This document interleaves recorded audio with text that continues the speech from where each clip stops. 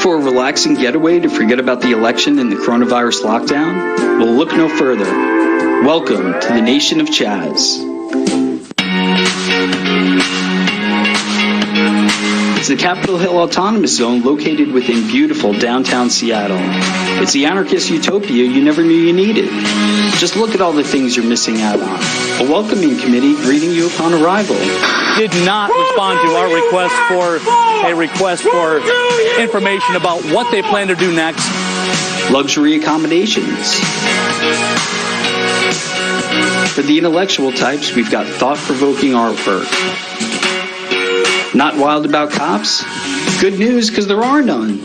Masked men with guns will keep you safe and sound throughout your stay. Even CNN says it's a totally peaceful scene. If in fact there is going to be federal officers or federal law enforcement come to this area, it is not going to be a pretty situation. Oh, what does CNN know? Back to the good stuff. Check out these state-of-the-art porta potties. And for freedom fighters looking for live entertainment, our radicals will serenade you with lovely tunes like this one. Who don't matter? This one. Who don't matter? This one. As you can see, Chaz has it all. So come on down to the place where everyone's welcome and diversity is appreciated. As long as you're not a capitalist, a meat eater, a police officer, or someone that stands for the anthem. We'll see you soon.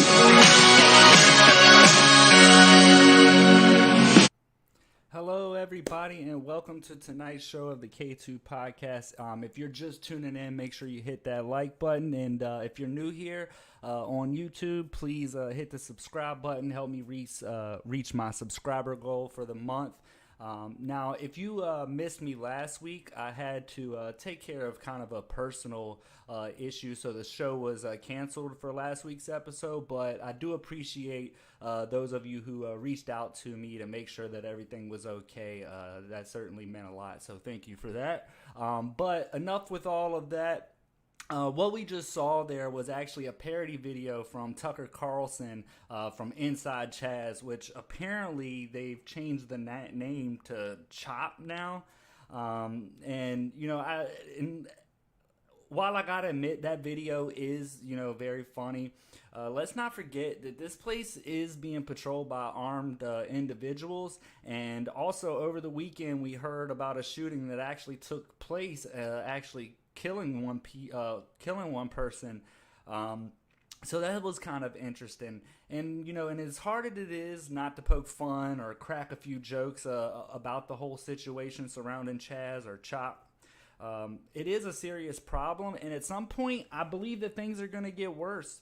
You know, I don't know exactly what that's going to look like or what that involves, but I do believe that things are going to get a little bit tougher as far as decision making goes. But we are going to take a closer look at the shooting and kind of a little bit more stuff surrounding Chaz or C.H.O.P. But we'll definitely, you know, take a closer look at all of that. But first, I kind of wanted to talk a little bit of something that I noticed with President Trump. So with Trump, you know, one thing that I noticed is I'm like, why hasn't he put a stop to this? You know, as a president, you're supposed to be a leader. You're supposed to keep the country safe. You know, so I've been really critical of Trump's actions here lately because I don't feel like he's stepped up to the plate. But, you know, as I got to thinking about it, you know, one of the lines that I've heard Trump use before is like, hey, you know, I'm willing to help, but the governors or mayors of these states have to reach out to me. And if they reach out to me, I'm willing to provide the resources in which they need. Now, my initial thought when I heard this stuff is like, why do you need their request for help before you decide to go out there? You know, why wouldn't you take it upon yourself to just get the job done? So I had pondered on this a little bit, and I'm trying to think to myself, well, what exactly, you know, is going on? Why hasn't he handled it? Well, I think I came up with a solution, or at least a reason behind it, because like I said, I first thought to myself, like, hey, go out there and handle the situation. But I think he's saying, hey, you know, they have to ask for the help, because if if they don't ask for the help and Trump takes it upon himself to so-called handle the situation, then basically the governors or the mayors of these states can save face and say, well, when Trump does take action, they can say, well, I didn't ask Trump to do this. I don't know why he's doing this. And basically they can kind of walk off scot-free and be critical of Trump and kind of join forces or join sides or make it look like they're on the same side as the protesters, so to speak, and not have to face the criticism that might come with taking action against, these violent situations. So I think that, by him saying, hey, look, you have to ask me for help is his way of saying either you can join me, ask for help, or, I'll just let it go and, you'll be responsible for the repercussions. I don't know if that's exactly the right choice. Hopefully that kind of makes sense in a way, because I think it's like he's saying, well, look, I'm not going to, take action so that way when I go in there, they can say, oh, well, I didn't ask Trump to do this, and they kind of get to walk off scot-free. I'm sure many of you heard the mayor of Seattle, her name's Jenny Durkin. She's been calling C.O.P, it's a festival-like scene, and it's the summer of love she's been quoted on. But I researched what the goal of C.O.P is, and I don't know if you guys know this. The goal of C.O.P is creating a neighborhood without police. Now, they have some other goals listed along with all of this, but that's their main goal. Like, it seems like their main focus is just creating a neighborhood without police. But we're going to take a look at what that type of environment looks like. So I want to play a video for you guys, a couple of videos of what it looks like inside Chaz. Let's take a look at this first clip here. So just to set this clip up, this is a preacher who apparently went out with some sort of speaker and a microphone and was kind of trying to get his word out. And ultimately, the protesters of Chaz didn't like that. And we're going to take a look at that clip and we'll kind of go from there. This is autonomous capital zone! No one is trying to hold you captive, but you cannot play the speaker anymore. Yes, I will! You cannot. No, you cannot. We will. You cannot. Yes, we will. We will preach the king. We will talk about our king. Yes, we will. Hang on. Rock knock out on our ship. Jesus! Give me the power of sense. Give me the spirit of the Lord.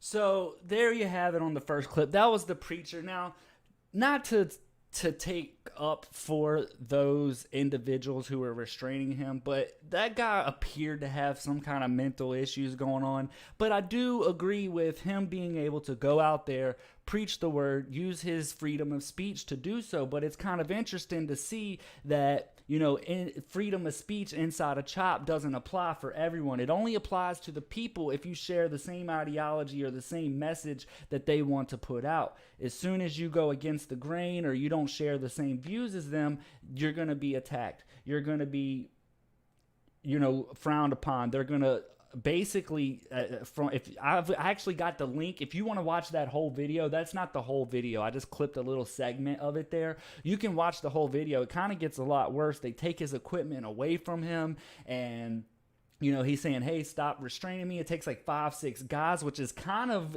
interesting considering, and it's kind of the same scene that we saw with George Floyd, which is the exact thing that they were going against, 4 or 5 guys for one person. It's the same thing. So it's getting quite a lot out of hand. But the next thing that we're going to get into is the shooting inside of Chaz. Now, the shooting was kind of, it ultimately killed one person, and cops actually attempted to go to the scene to investigate, see if there was other injuries, which there were. They also wanted to kind of just just do a welfare check, if you will. I don't know if that's the correct term, but they go out there to investigate, and we're going to take a look at the clip, and we'll talk a little bit about what the cops encountered after the shooting. So let's just take a look at this real quick, and we'll go from there. What's happening?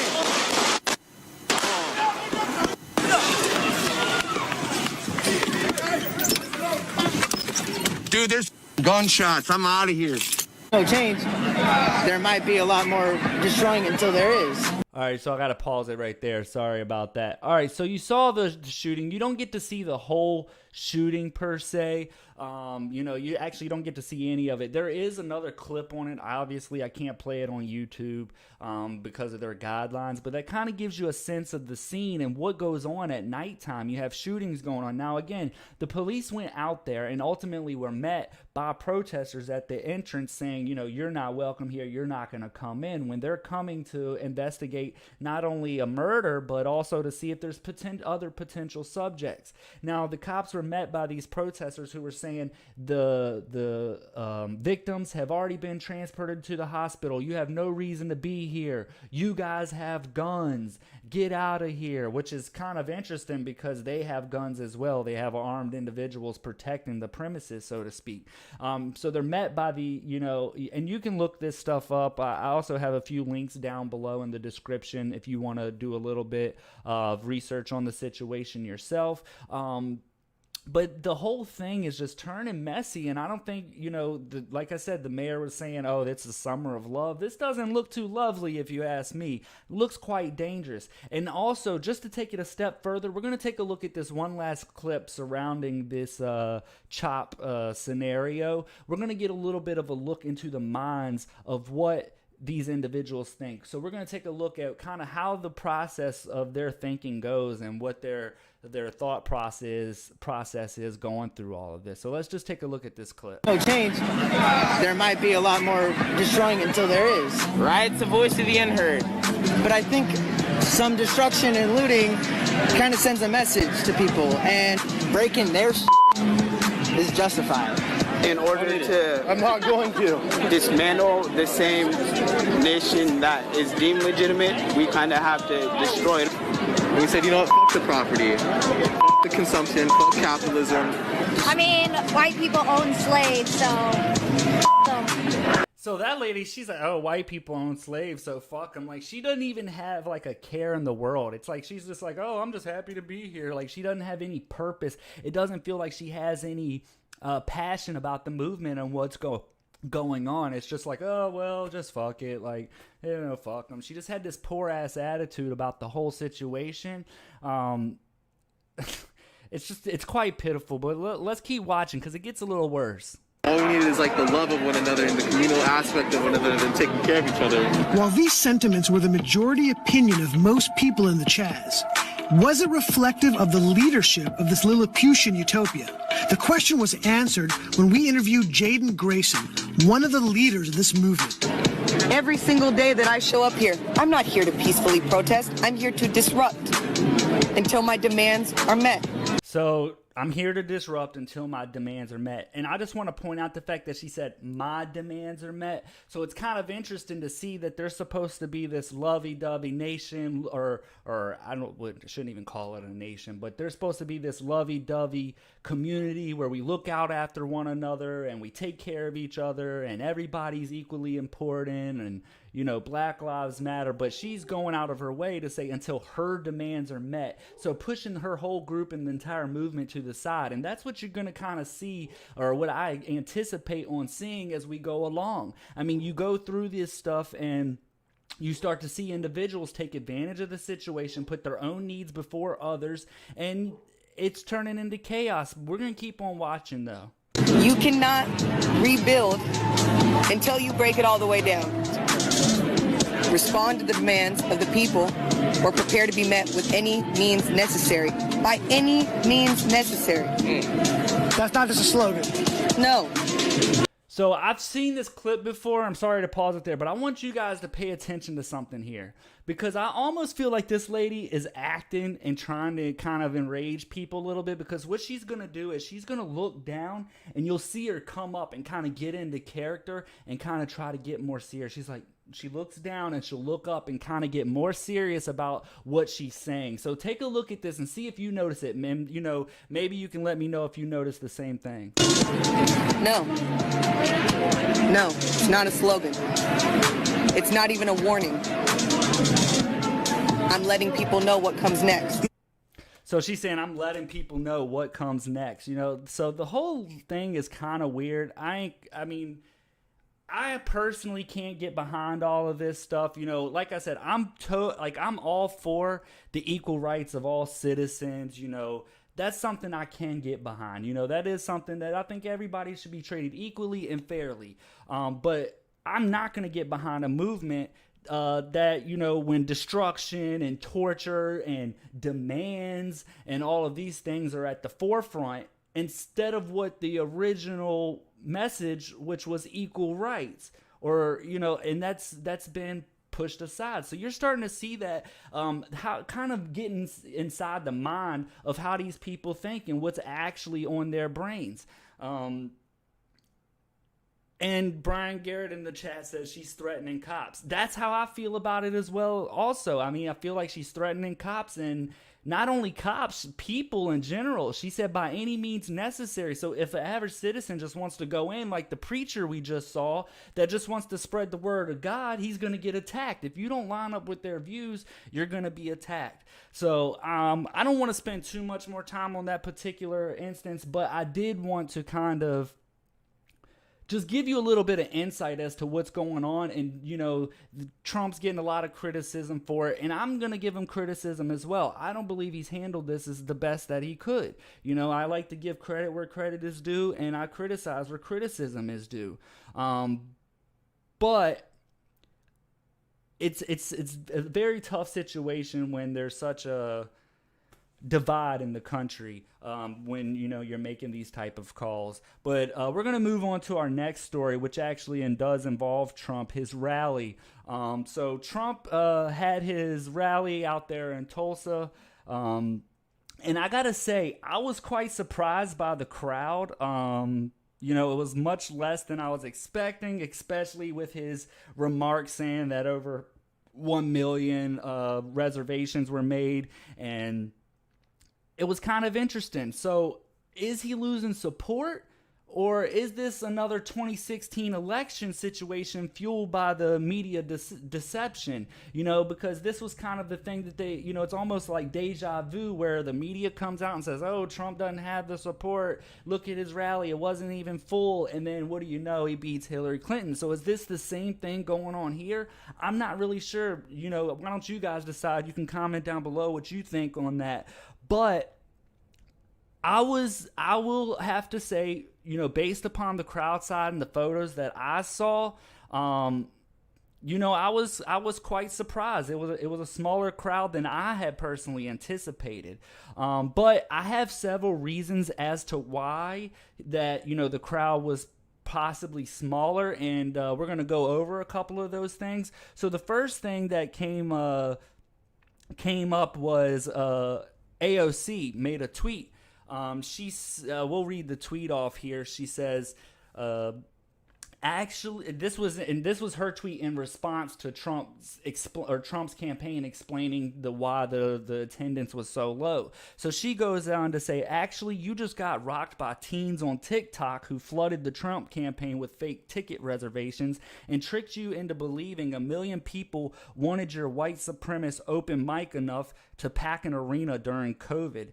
Shout out to all the Zoomers. Y'all make me so proud. Now, this is a weird tweet, and I'm going to tell you why. And for me, it's weird because, first off, she's an adult encouraging children, TikTokers, who are probably not even old enough to vote yet, you know, and she's encouraging them and saying that she's proud of them. It's almost like, and like I said, these kids are probably not even old enough to vote, but it's almost like she's taking on like a mother figure kind of role and, you know, saying, yeah, good job, I'm so proud of you guys.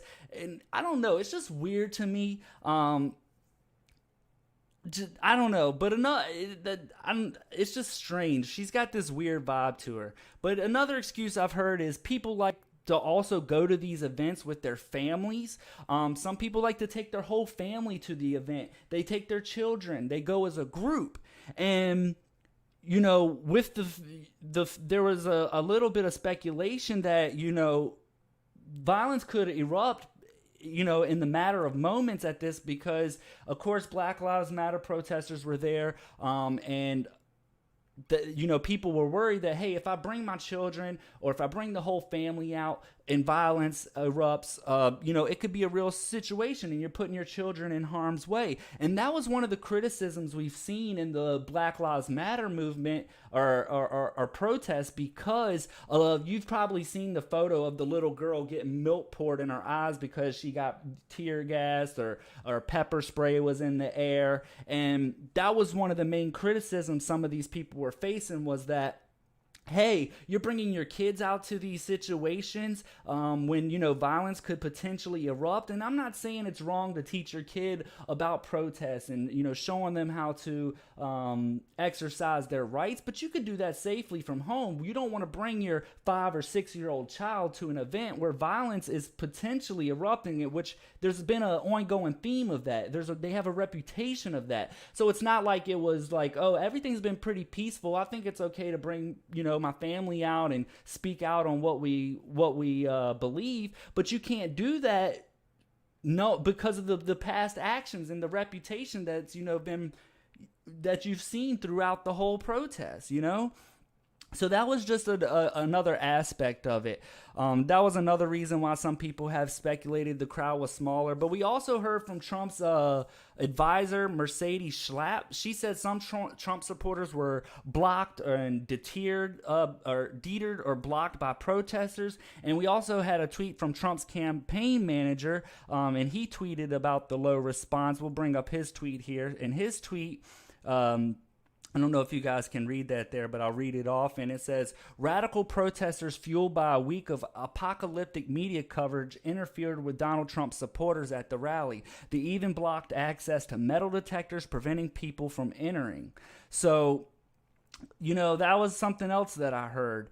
And so how many people were actually at the protest? Well, a public information officer for the Tulsa Fire Department said that attendance at Trump's Tulsa rally was just under 6,200. The venue holds around 19,000 people. So, it was roughly, I guess you could say, a third of the building was actually packed.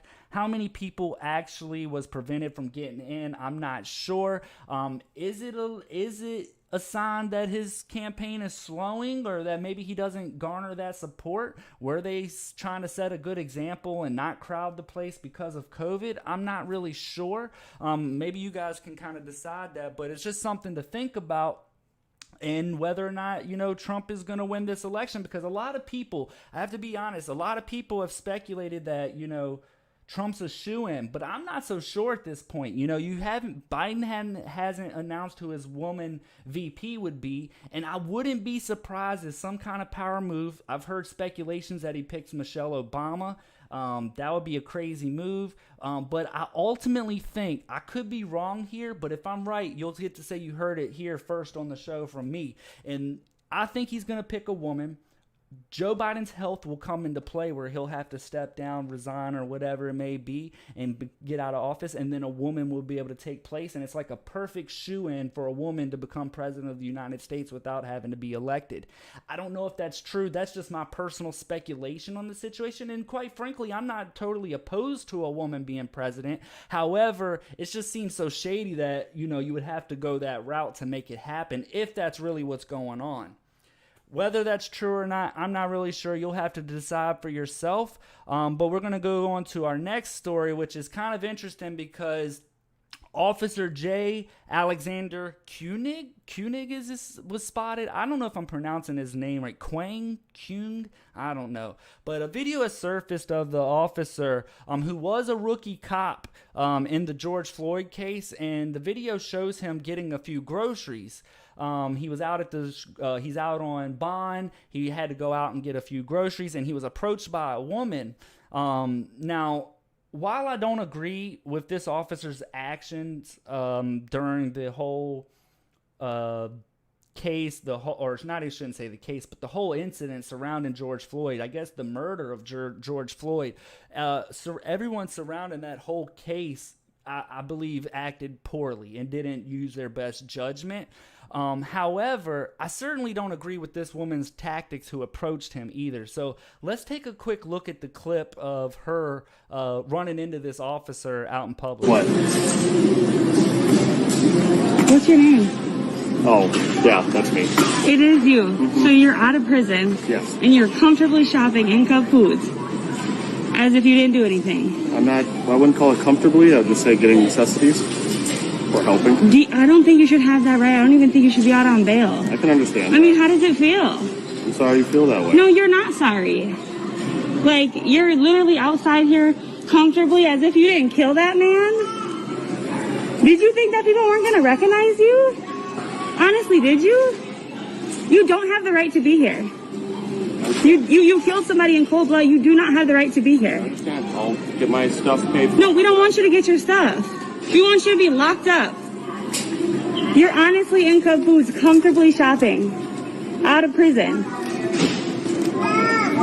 Like, do you feel any remorse for what you did? Do you? Ma'am, I'm just going to grab my stuff. This is the officer who was let out of jail today for shooting George Floyd. Or, I'm sorry, suffocating him. You're not going to be able to comfortably go around Minnesota like this. I pulled up the picture. I knew it was you. It's just like, he was there when they were killing him. And it's just like, this is crazy that you're here just thinking everything's okay. I mean, you don't want to apologize. You don't want to say anything. Like, no. Because this video is going to be on the internet.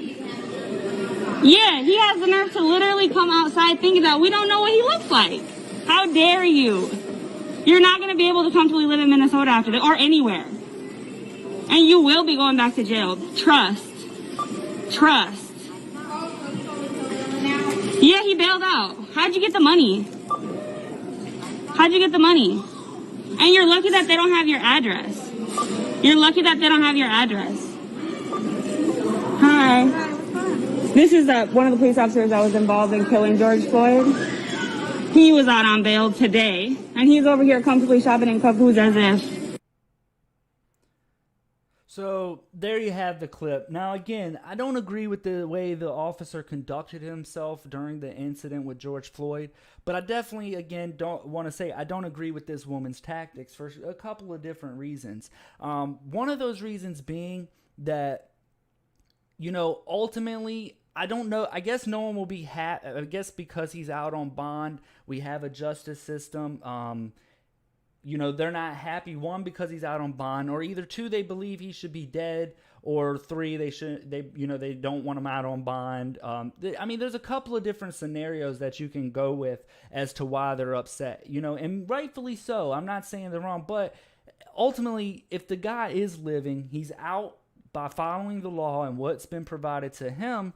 You kind of have to, I don't know if this approach is the right approach. The guy's got to live regardless. Of course, the argument there would be, well, George Floyd deserved to live. What about that? And, I'm not taking away from that. That totally, I've remained consistent that, I don't believe George Floyd deserved to lose his life today, but ultimately I don't believe this guy deserves to lose his life. He hasn't had a trial yet. He hasn't been to court. We don't know all the circumstances as of yet. Again, we have to remember that this guy was a rookie cop. His defense attorney, Tom Plunkett, is his name, is saying that his client had been on the police force for just 4 days when Floyd was killed. Now, although I did a little bit more research into this actually, and I dug a little deeper, and police records actually indicated that while the men were rookies, they joined the department in February of 2019 and became full officers in December. So obviously there's more than just 4 days of service, but you have to keep in mind as you're joining the force and your superior is there, or somebody who outranks you, so to speak, or who you're supposed to be learning from, you don't typically question every move they make. Now, I would say that the difference between right or wrong. He should have stepped up and said, hey, you shouldn't be leaning on his neck that long. I do agree with that, but I do see how in some instances where somebody may sit back and say, well, I guess my boss knows what he's doing, and it's frowned upon to speak up or speak out when, you think somebody's wrong. So that is one thing I would like to see change. Some of these officers got to step up and say, hey, I don't appreciate what you're doing, or, find a way to do it in a non-demeaning way to your teammates. As a good leader, a strong leader, somebody who can, set the example and set the tone, can do it in a way that doesn't embarrass his teammates and kind of say, hey man, let me take over. Why don't you go step off to the side? I'm going to take over here and I'll handle this situation. Don't worry about it. And that's what a good leader should have done. So again, I don't agree with the way this guy handled himself, but I don't agree with that he should be attacked in public, getting groceries. I mean, this guy's life is ultimately going to be forever changed by this, and he's probably going to see some jail time. I wouldn't be surprised.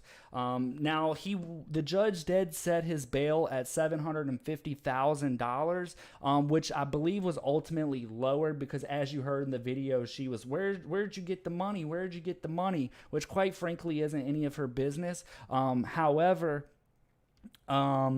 he was out on bond, and I know that his attorney actually asked the judge for a lower bail because saying his clients were rookies, they're on a cop's salary, could you lower their bail?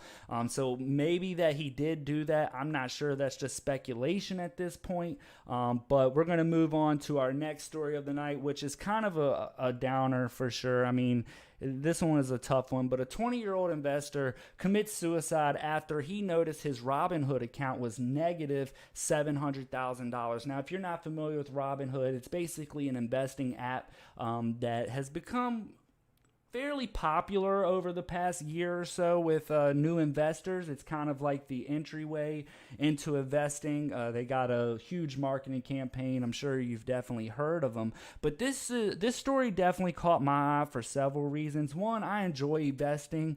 But we also talk about investing on the show. And one thing I've always advocated is, do your research, make sure that you're picking stocks that you're comfortable with at the price range you're comfortable with. You never want to go haywire when you're learning. It's a process. You have to take your time and learn. Find a mentor, somebody to talk to. That's why I wanted to develop a group of people that would like to talk about these things, bounce ideas off of each other, so things like this doesn't happen.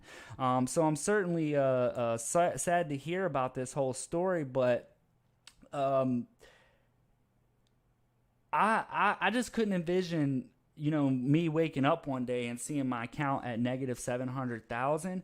I'm not exactly sure if he knew exactly what he was doing or how it even came to be, but I would like to take a look at his portfolio and kind of take a look at the picks that he made, because I'm really curious as to, did he just buy?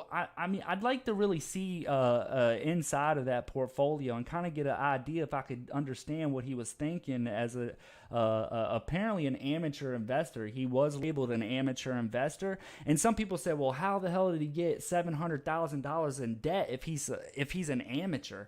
Well, come to find out, he actually purchased these stocks on margin. Now, if you're not fully familiar with what margin means, it basically means you're buying the securities and the stocks on a front, basically. You don't have all the cash up front, so you purchase these stocks with the intentions to pay it later down the road, and that's basically, long story short on what a margin is.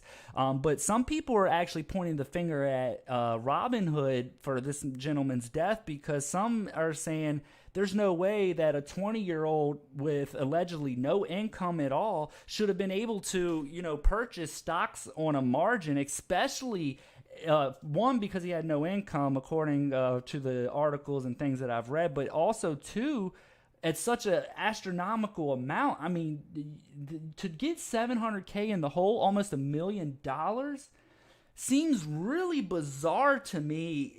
That's a lot of damn money. And how did that get through the cracks with Robinhood to allow him to invest so much? So I'm genuinely curious about this story, and I'm going to try to keep up with the information because it was interesting to me, and I know a few people who watch the show who are in tune with investing, and that's part of the reason why they tune into the show is for our investing segments.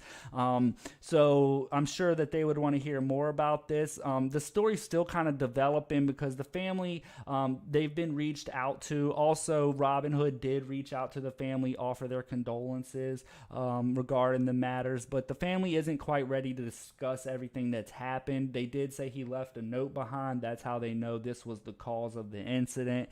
He left a note to his family, but they're just not ready to discuss what happened, and rightfully so. It's a tragic story, but it was sad to see that kind of go down. But lastly, what we're going to do here is I want to talk about a giveaway I have planned for you guys. I'm going to be giving away an Amazon gift card, $25. So this is all you have to do in order to be eligible to win the gift card. The first thing that you have to do is you have to go to the K2 podcast page on Facebook. The link is in the description below. You click on that link, you hit the like button to the K2 podcast page. It's going to notify me, every person who likes the page. I'll be notified, and what you can basically do, that will get you entered into the contest. So once I get the notification that you like the page, I'll put your name on the list to be drawn for this gift card. Now you have an opportunity, if you've already, and also I want to say for the people that already like the page, you actually will already be automatically entered into this contest. So you're not excluded for the people who've already been fans of the show and who watch it every week with me. So if you like the K2 podcast page already, or if you're a new person who likes it, you'll be entered in to win the contest. Another way to get an additional entry. So you have multiple ways to get multiple entries in order to win the contest. The second way that you can get an additional entry into the contest is by sharing this week's episode. You can share this video right here. If you share this video, it will notify me that you shared the video, obviously, and what I will do is I will add, another entry to your name, so you'll have two chances to win the $25 gift card. And if you're feeling real ballsy and you want to get that third chance to win the gift card, you can share this video. So you like you can like this video. So if you like the K2 podcast page, if you share this video and like this video, you can have 3 different ways to have an entry into the contest. So hopefully that'll be kind of something new to join, kind of drum up some new members of the show and kind of build the audience as we continue to grow. I've certainly seen a lot of growth here between all platforms that the show streams on. We're live on YouTube, we're live on Facebook, we're on iTunes, Spotify, also on Anchor FM. I'm on a new website called Bullhorn. So the show is growing, and I've been blessed to do it. It's been real fun. I'm learning a new skill.